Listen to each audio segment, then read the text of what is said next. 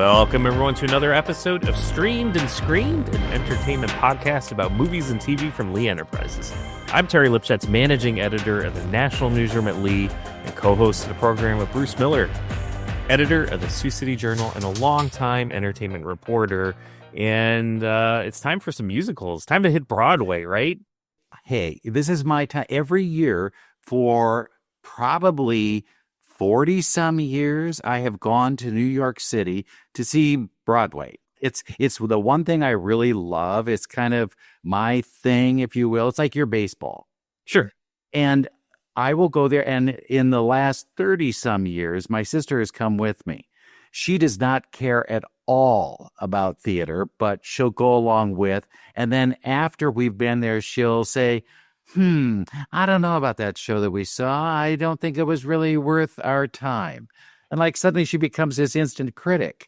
We have seen so many things over the course of time. It's remarkable. And I look back on those years and I think, I saw the original Sweeney Todd and then it was revived just like last year, the year before. I saw Chorus Line when it first came out. I saw Rent. Rent was one of our favorites as a brother-sister act. But the strange thing about this year is that this year so many new shows are based on movies or TV shows. It's their spigot for getting these things in. And so I thought, well, that'll be interesting because we're going to see what happened to all of this stuff. Now, there are the big names that are out there. Denzel Washington and Jake Gyllenhaal are doing Othello. Othello's not on TV, but they're big stars, and they're getting thousands of dollars for tickets.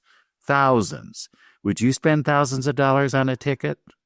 No, and just to set the record straight, no matter what type of performance it is, whether it's a Broadway show, a baseball game, or a concert, I will not spend thousands of dollars on tickets. So Beyonce's Cowboy Carter is not going to get you. No. I mean, I cringe. I'll go to a ball game, Major League Baseball a few times a year. And even there, I'm looking for, I'll get the cheap seats and maybe move down. If it's something special, I'll pay a little bit more and get some good seats. If I'm going with the family, like a whole family of four type of thing, we're getting the nosebleeders and we'll just enjoy it from up there. And honestly, my wife kind of likes it up there anyway, just because it's a little less intense sometimes. You get away from the crush of the crowd, but if I'm going with just a couple friends or something, I might spring for like $100 ticket. But yeah, I'm not going to drop thousands. Definitely not. I would. Yeah, that's just me. But that's just me. And it's strange because when you go, particularly this time of year, because it's getting near the Tony time, you'll see a lot of celebrities in the audience. One time, it was a death of a salesman, and I sat next to Bette Midler. And Bette Midler was eating candy, and she said, "Would you like some?" And I thought, "Oh God, I can't." No, it was something I didn't like either. I think it was like almonds or I don't know, something like. No, thank you. But it opened the door so I could talk to her, so that was fine. And you see these ones, all the way throughout, and it's like they're dressed up, and most of the people off the streets are not. So there is a different world there, but they do have certain rows that you can easily look and you'll say celebrities are there. So that's always a sighting thing is Sis and I will look for who's here that we should know. She's not timid to go up and say hi to him. I probably would not, but she'll make the overture and then we're in and here we go. Let's start talking. It's another kind of a thing.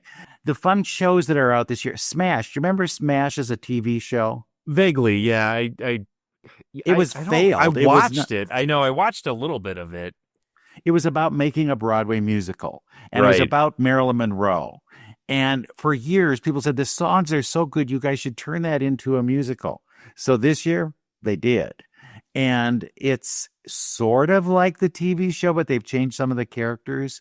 The hordes are going. They want to see this. They want to see what they remember. They want to hear the songs. So Smash is out there, but it's not going to win any big Tonys. In fact, it was only nominated for one. Wow. But what's fascinating about that is that people who were in the original TV show are turning up in other shows on Broadway this year. So you get Jeremy Jordan, who was in Newsies. Now I'm throwing out a bunch of names that you'll go, what are these? He's in Floyd Collins and is nominated for a Tony and was in Smash. Megan Hilty was in Smash, and she's in a thing called Death Becomes Her, which is a remake of a Meryl Streep, Goldie Hawn film. That's right, yeah. And she's nominated for a Tony. So there, it just goes down the line like that. It's like really incestuous in terms of these shows. Stranger Things, you love Stranger Things. Love that show. They've turned it into a Broadway play, but it's a prequel. So it's not necessarily you're seeing things you've seen before. Okay. It's got huge sets and special effects that people are raving about. Okay. And it is nominated for a number of Tonys, but there's nobody in the show that was in the TV series. Sure. Some of those people are in other shows. Sadie Sink, who is in Stranger Things, is in a play called John Proctor is the Villain. And it's about a school group that decides they're going to look at the Crucible in a different way. And she's nominated for Best Actress. So you see how that kind of intersects. Succession people. Mm-hmm. Lots of Succession people are on Broadway. Sarah Snook is in a thing called The Picture of Dorian Gray, a one-woman show. And she's probably going to win the Tony Award. But also you get Kieran Culkin in Glengarry Glen Ross. That's right. And that has Bob Odenkirk, Bill Burr. You just go down the line, and it's like TV. Yeah. They're all there. So that's interesting. George Clooney decided to do Broadway this year, and he brought his own show, Good Night and Good Luck, which is about Edward R. Murrow. Yeah. And he is nominated for a Tony. Now, he dyes his hair black in this sucker, but there you go. He won an Oscar for that movie, right? Not as an actor, but was it a producer act? I know he has 2 Oscars, but he won one for producing and one for acting. I don't know. He was probably nominated for writing the screenplay, maybe that was but I don't think he won. I don't think he won for it. Okay. Because it would have been kind of a bigger deal if an actor won a writing award. Right. You know how those people get. Yeah. A little, okay.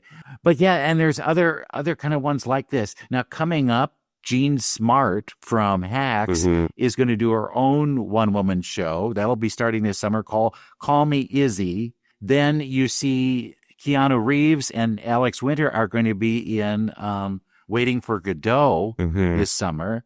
So you're getting that. Just in Time is the name of the show. It's about Bobby Darin. Okay. And that stars last year's Tony winner, Jonathan Groff. So he's playing another, it's like, what is this with Hollywood and Broadway? But I think it's a built-in audience, and that's what they're looking for. Right. You know a title, so you're going to go to it. Yeah, I think it works in 2 ways. These productions are expensive. It's really expensive to put on a Broadway show. I mean, I don't think people realize like how much it costs because you've got to make up ticket sales just to recoup your costs for renting the theater, the production costs, paying all these salaries. There's so many people on salary with these things. So if you can get somebody like a George Clooney, even if the show's just a limited run, if they can get to at least a break-even point, you're fine. And then anything above that is just gravy. So I think there's that. You want to try to attract the bigger stars, so you bring in the audience. And I also think for a lot of these actors, it's a way to prove themselves as, yes, I'm an actor. You look at somebody like Matthew Broderick, right, who for years was kind of like, that's Ferris Bueller. But look at how many shows. I mean, he made a really big name for himself with the producers and several others on Broadway. And he's like he's Matthew Broderick, who's Ferris Bueller. He's a serious actor. You can take him serious. I remember him as a kid where he was in a thing called Brighton Beach Memoirs. And it kind of introduced him. Actually, he came through another show with Harvey Fierstein, but that launched him into this trilogy with Neil Simon. Right. And huge attention he got from that. And then that launched him into the film career that he ultimately enjoyed. And he comes back to Broadway. Yeah. He's always in a show, every other year at least. So he has a loyalty there. And that's hard to find because usually if you go to Broadway, you get some attention, you maybe get a film part or you get a chance to be on a TV series, they disappear. Right. And they don't come back to Broadway. And so people always are worried, well, we saw them, we loved them in this. They won a Tony, for God's sakes. Why aren't they coming back? For them, it's probably a long commitment. And would you like to do the same thing 8 times a week? Right. For less money than you could make doing a TV series. Yeah. I mean, you really, for I think a lot of these actors too, you're coming in to do kind of that first run of the show. It gets you into the running possibly for a Tony. And then once you're past that point, you move on and then you bring in the secondary actors to kind of move in, and then you're back to TV or movies, whatever you've been doing. But I think it's just it's a good change of pace. Like if you're doing something all the time, whether it's a movie career or TV series, it's just breaking up that pattern, and you're challenging yourself to do something different. One who does that a lot is Laurie Metcalf, who was on The Connors and Roseanne. Right. She would make sure that every spring she had a break to be able to do a play. 2 years in a row, she won Tonys for her work. It's a different person. Yeah. You see a whole different character. And so they get to stretch, but they're not stretching for a year at a time. Right. Or 5 years or whatever it might be. Last year, the surprise for us was an adaptation of The Outsiders. Remember The Outsiders as a movie? Oh, yeah. And then The Outsiders as a book, which kids are reading all the time. It was extremely well directed. And they had things like slow-mo fights on. It was very cinematic, too. And that show is so popular now that kids line up for hours before the curtain is even down so that they can meet the actors after the show. Stage dooring is what it's called, is extremely popular with that show. Now, some actors hate it and won't do it, and you'll never see the actors come out the front door. But others figure it's part of the job. Kids who were in Newsies, and when that first came out, said it was like a whole other performance because they would have to spend at least an hour signing autographs after the show was over. Sure. So, but there is usually one show a year that is very kid friendly. And those will be the ones that you'll see a lot of young people, especially high school groups that come to New York for a trip. Right. And they maybe get like 1 or 2 shows that they get to see. Usually you always was, they're going to see Phantom, or they're going to see Les Mis, or they're going to see Cats. It was always kind of one of those kinds of shows. But now the kids are getting a little savvier about all of it, and they're reading ahead. And like I say, something like Hadestown or The Outsiders becomes huge magnets for these kids. Harry Potter and the Cursed Child. Okay, if you loved Harry Potter, this is the sequel that you never thought you'd get. And so it tells what happened to Harry and Hermione and their friends years later. The show is actually about Harry's son, going back to Hogwarts and how tough that is to step in the footsteps of a father who was like famous. Right. And he doesn't want to be in his dad's house at all. He wants to be a Slytherin. And the show, they redid the theater so that all these special effects are incredible. It used to be 2 parts. It was a 2-part thing where you'd go in the afternoon and see one part, and then you go at night and see the other part. And people weren't doing both parts. Oh. So they found a way to try and kind of condense them into one show. Okay. And now you can see the whole thing for, one sitting. Okay. You don't have to have 2 shows. I saw it as 2 shows. I loved it. You got a big dinner break between the 2 shows. And what was really strange about this is a spoiler alert. Voldemort kind of takes over at the end of the first show, and all of the gift shop and everything else no longer had any of the Harry Potter stuff. It was all Voldemort. And you go, oh my God, we lost our opportunity to get Harry Potter stuff. We should get it right now. What do we do? But it's all Voldemort stuff. And then, things change. And at the end of the show, you get a chance to have that back. But it's weird. And Disney is real big about putting its shows on Broadway at some point. Yes. Right now, Aladdin is still going strong. They're looking at other ones that could possibly go out there, and we'll see what happens. Yeah. It's strange. Sunset Boulevard, if you may remember that as a movie back in the 50s, has been around, and they did a musical version of it, and now they have kind of revised it so that a very young actress, Nicole Scherzinger, if you remember her from The Masked Singer, Right. she was one of the judges on that. She plays Norma Desmond, the kind of the aging actress. Now, she's not old at all, but they have stripped away all of the kind of the grand set and everything. It's done with handheld cameras, and they say it's remarkable. She's in the running for Best Actress and more than likely could win.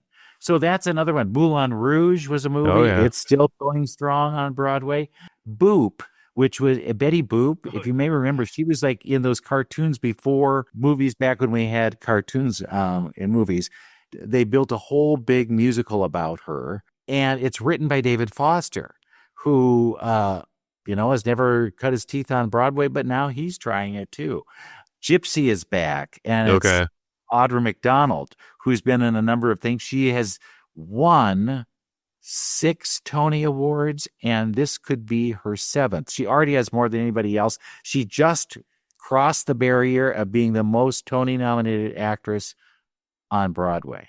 Wow. So it's like, things like that. The Glee kids are showing up. Darren Criss, who was on Glee, is in Maybe Happy Ending, which is a musical about robots and how there's a relationship there. Nick Jonas, The Last 5 Years. Nick Jonas? Really? Idina Menzel from Frozen is in a show called Redwood, where she climbs a redwood tree in the course of the musical. So it's just Real Women Have Curves, based on another property. The Buena Vista Social Club, based on another property. I think they need to have that built-in audience that they can then build from. Hey, they're still selling. You can still get tickets on Broadway, and there's still a lot to see. If you're a lineman in charge of keeping the lights on, Grainger understands that you go to great lengths and sometimes heights to ensure the power is always flowing, which is why you can count on Grainger for professional-grade products and next-day delivery, so you have everything you need to get the job done.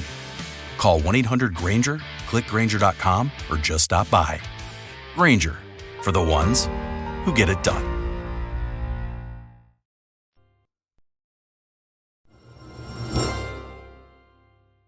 So how many shows are you planning to hit while you're out there? Well, I am telling my sister we're seeing 6, but we're actually seeing 7.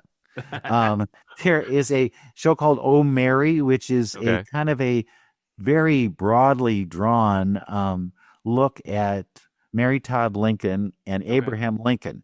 And Cola Scola, who has been on a lot of TV shows on cable, has written this thing where he plays Mary Todd Lincoln, who thinks that maybe the death of her husband isn't the worst thing that could happen to her. And so she wants to have a cabaret career after he's gone. It's an odd time. They have a 5:00 show on Thursdays. So I slipped that one in, and I told my sister, now we're going to go to that. And she says, well, then we're done for the night, right? I said, oh, no, there's time for another show after that. We'll see what happens. I'm not going to say it will, but you know how I am. Yeah. Now, do you buy all of your tickets in advance, or do you go and hit day of and try to find some things? The thing is, because there is nothing really selling that critically. I mean, like I did get O'Mary in advance because I don't want to miss it, because I know it's going to win a lot of things. Yeah. But a lot of them, you can just go to the half price tickets booth, which is in Times Square. And they're not necessarily half price, but close to half price. And it's cheaper. And you can find other deals. Now, there are people on the streets that are trying to sell you tickets. Do not buy from those people. You can go to the theaters and get into some kind of lotteries. And you can get a ticket for $25, $30 because they want to get as many people in as they possibly can. Sure. But there are still the high ticket prices. There's, like I say, Denzel Washington, $1,000. Yeah. So I take it you won't be seeing that one unless you can snag it ticket. I have no desire to see Othello one more time. No. So I'm actually from New York originally. That is yes. Did you go to shows much? Not really. I saw Thoroughly Modern Millie on Broadway years ago. I saw something, I can't even remember what it's called now. It was like an off-Broadway production, similar, like with Stomp, where you're kind of banging on things. So it was, I think it took place at a restaurant, and they were using utensils and stuff to make the music. It wasn't Tap Dogs, was it? No. This is pretty far off Broadway, but it was one of those shows. I've seen a lot more shows through traveling productions, whether it was living in Appleton, Wisconsin, now in Madison, Wisconsin. I saw shows in Louisville, Kentucky. So as I moved around, I like to go to kind of like those traveling Broadway performances at the bigger theaters where I'm living. And I have tickets to see Wicked this summer, so we're going to take the kids to that. We saw Hamilton a few years ago. But yeah, no, when I was in New York, it was more about getting to live sporting events, Mets and Knicks and Rangers. Sure. But, for you, like, where do you stay in Times Square? Yeah. Okay. We used to have a hotel that was great and then kind of didn't become great anymore. Mm-hmm. But it started out, I just, when I graduated from college, I decided I'm going to New York. Mm-hmm. I want to see a Broadway show. Sure. And so I went by myself, sight unseen, and thoroughly enjoyed it. Not because I like theater, I do, but because the level of quality is so high. Yeah. Because they've worked on this for months. They're not just kind of pulling it together on a weekend and calling it good. And it's their career. And the theaters are smaller than you would see in our area. Like, we've got a 3,000 seat theater in Sioux City. That's way too many seats for Broadway. Broadway is probably around the 1,000 at best mark for most of these. So it's more intimate, and it seems like you're really right there.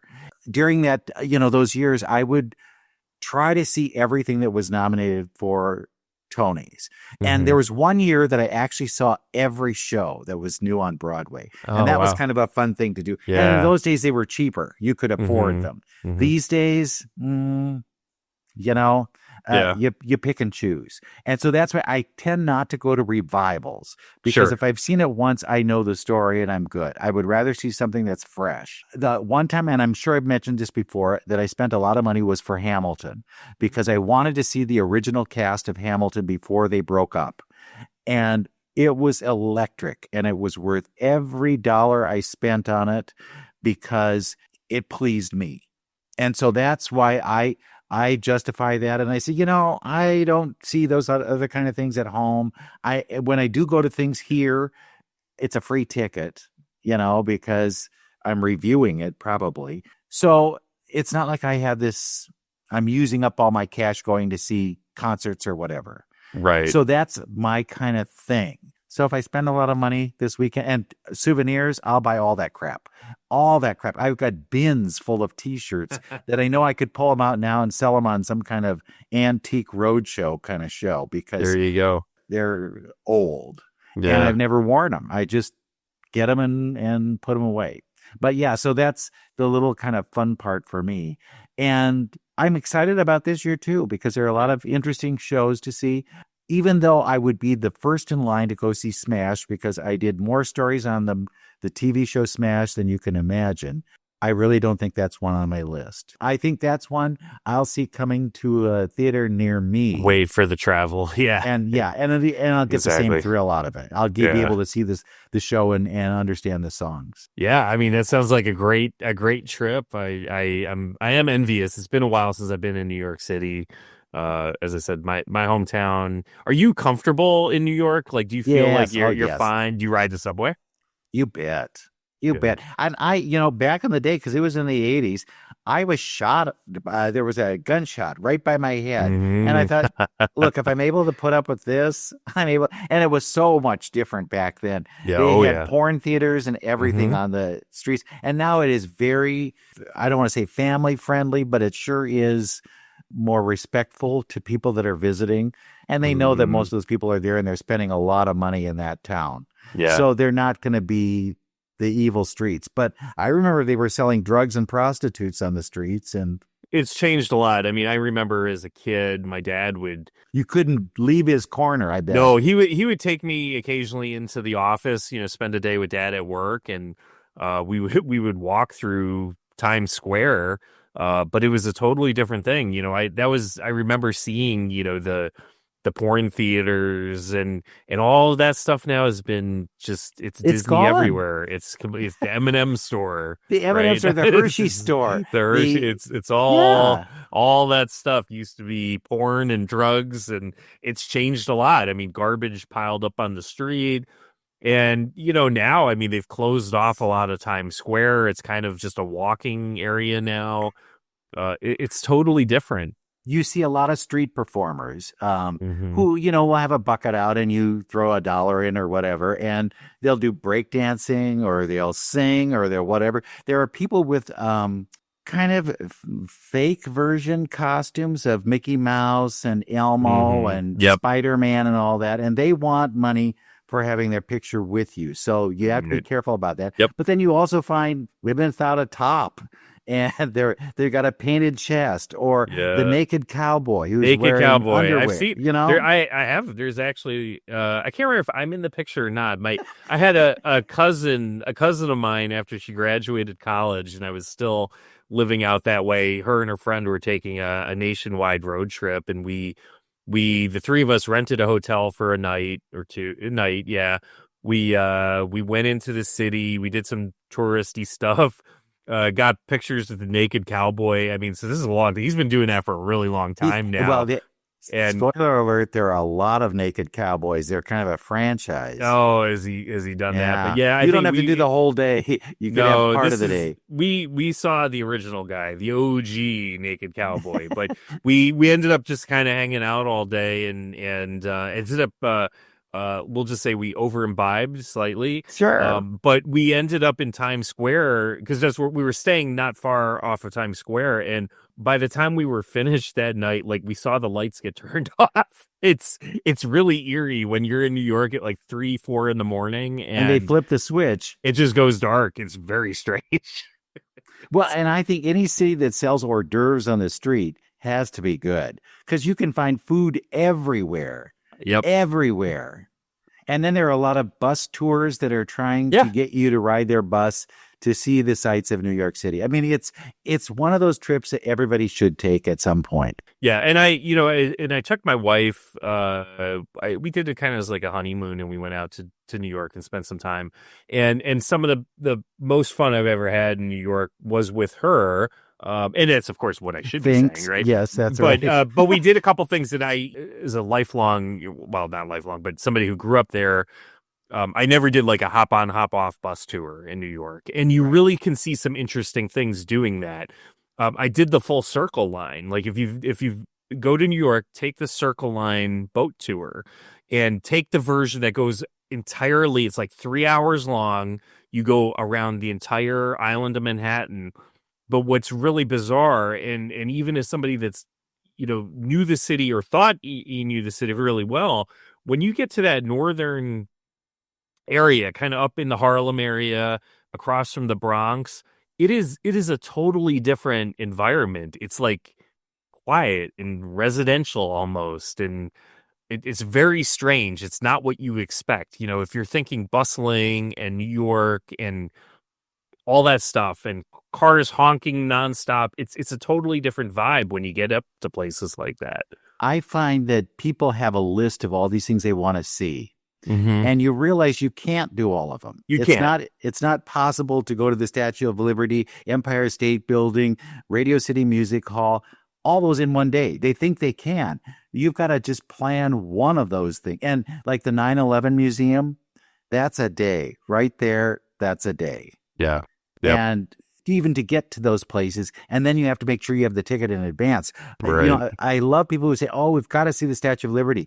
I think I can see the Statue of Liberty A, better from the plane, and B, if I do take the boat tour, that's enough because you have to have tickets in advance if you want to get even close to the platform that she's on.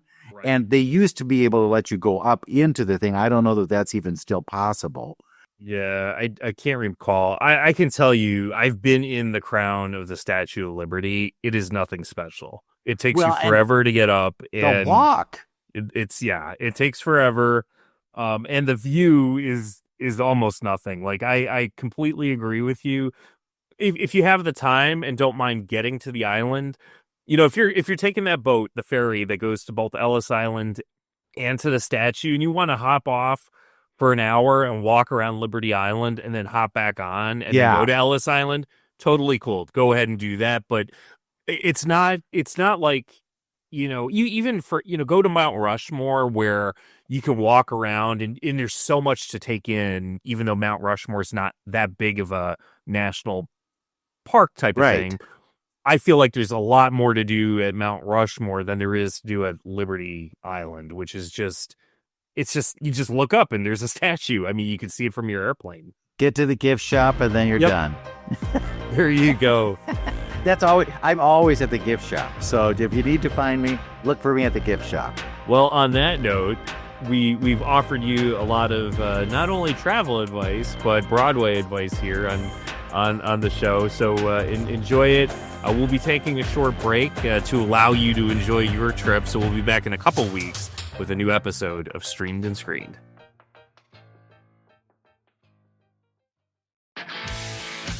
If you're a lineman in charge of keeping the lights on, Grainger understands that you go to great lengths and sometimes heights to ensure the power is always flowing, which is why you can count on Grainger for professional-grade products and next-day delivery, so you have everything you need to get the job done. Call 1-800-GRAINGER, click Grainger.com, or just stop by. Grainger, for the ones who get it done.